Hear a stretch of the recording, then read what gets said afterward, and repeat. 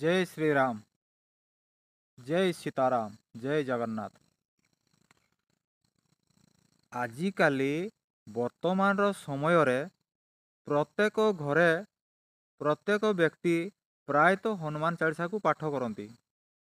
ज्ञात सारे हो बा अज्ञात सारे हो, हनुमान चालीसा पाठ कले निश्चित संकटमोचन श्री हनुमान जी कृपा प्राप्ति मिलता है। एतत् व्यतीत संकटमोचन हनुमानଙ୍କର जे परम स्वामी बा जगतर नाथ भगवान रामचंद्रंकर भी विशेष कृपा मिलता है। तेबे जो हनुमान चालीसाटी आम्भे माने पाठ करूछंती बा करंती, बहुत लोकंकर बेले बेले धारणा आसे जे आमे हनुमान चालीसाटी को केमिति पाठ करिबा कथा बा केमिति पाठ करा जाई पारे। हनुमान चालीसा पाठ उपरे विभिन्न साधु सन्तंकर विभिन्न प्रकार सबु मतामत रही। तेबे समस्तंकर मतामत को उपस्थापना करिबा एक समय केबे भी संभवपर हो न थाए। जेमि गोटे गीतार गोटे आमर जिनस रोचे कौन ना, साधारणतः गाँ गंडार प्रवादी पुरुष मैंने कौन कहती ना, रुच न रुच खा पिता, बुझ न बुझ पढ़ गीता। अर्थात जदि आपणकर पिता खाइबा इच्छा नहीं बा आग्रह नहीं बा पिता खाइबा को आपण भल पाती नहीं, तापरे जदि आपण कौन सी कारणवशतः पिता को आपण खाद्य रूप में ग्रहण करुछंती, ताले से पिताटी शरीर पर अत्यंत हितकारी होता है। ठीक सेमिति भगवान श्रीकृष्णकर मुख निसृत वाणी श्रीमद् भगवत गीता आपण रुचि पढ़ंतु अरुचि पढ़ंतु, कहा कथार पढ़ी पढ़ंतु बा निज स्वेच्छार पढ़ंतु, किंतु गीता पढ़ला माने ही आत्मज्ञानर उदय होता है।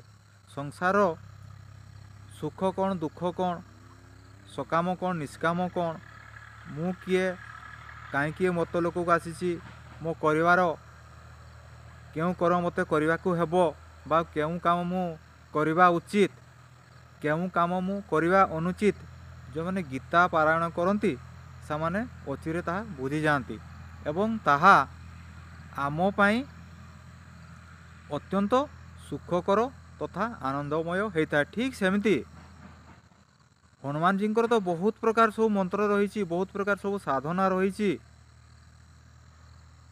तो बहुत प्रकार मंत्र साधना सिद्धि भितर जोटा आम दैनंदिन जीवन में आम सहजरे जो कर्मटी को करिपरिबा ताहा होची कौन ना, हनुमान चालीसा होची गोस्वामी तुलसीदासंकर लिखित बा गोस्वामी तुलसीदास हनुमान चालीसा को रचना करथिले।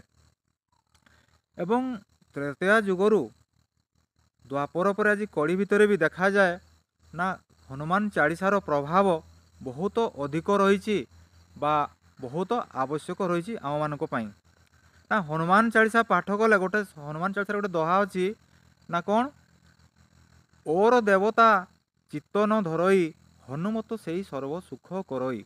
अर्थात ओर देवता जदि आपण कौन सी अन्य देवता पाखरे मन बा चित्त बा प्राण न लगई, जदि केवल आप हनुमान जी पाखे मन प्राण काया मन वाक्य जदि हनुमान निजक समर्पण करी हनुमान चालीसा को पाठ करुछंती एवं तांकर नीति नियम को अवलंबन करुछंती, ताले आ कौन सी देवता पाखक जीवार कौन सी आवश्यक नहीं। एक कथा मु कहूनी आज्ञा, एटा गोस्वामी तुलसीदास निजे कहिसंती। तेना ओर देवता चित्त न धरई, हनुमत से ही सर्व सुख करई। अर्थात हनुमान जी पूजा आराधना मेड़ा बा व्रत कले समस्त प्रकार कल्याण साधन होता है। जेमिति कि आपण बार बार कोर्ट कचेरी दौड़ुछंती, आपणकर दोष थाऊ अबा न थाऊ, आपण बार बार कोर्ट कचेरी को दौड़ी थकी गले, आपणकर कौन सी कर्म ठीक भाव में हो पारु नहीं, ताले आपण कौन करेंगे ये ना, हनुमान जी गोटे बहुत सुंदर अच्छी श्रीरामचरित मानस ना, सुंदरा कांड पाठ करंतु। सुंदर कांड पाठ कले कौन हम ना, निज सहित निज परिवार भी निज घर भी सुंदर हो जाए।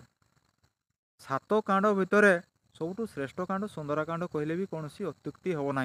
भगवान ରାମଚନ୍ଦ୍ର ନିଜେ ବି କହୁଛନ୍ତି ଯେ ସୁନ୍ଦରାକାଣ୍ଡଟି ଅତ୍ୟନ୍ତ ସୁନ୍ଦର।